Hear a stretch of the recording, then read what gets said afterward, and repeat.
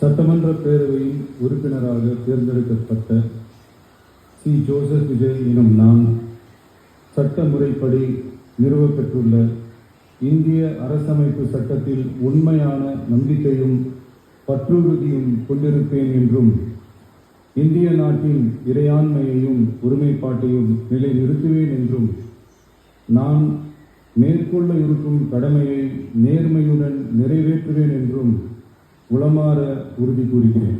பேரவையின் உறுப்பினராக தேர்ந்தெடுக்கப்பட்ட உதயநிதி ஸ்டாலின் எனும் நான் சட்ட முறைப்படி நிறுவப்பெற்றுள்ள இந்திய அரசமைப்பு சட்டத்தில் உண்மையான நம்பிக்கையும் பற்றுறுதியும் கொண்டிருப்பேன் என்றும் இந்திய நாட்டின் இறையாண்மையையும் ஒருமைப்பாட்டையும் நிலைநிறுத்துவேன் என்றும் நான் மேற்கொள்ள இருக்கும் கடமையை நேர்மையுடன் நிறைவேற்றுவேன் என்றும் உளமாற உறுதி கூறுகிறேன்.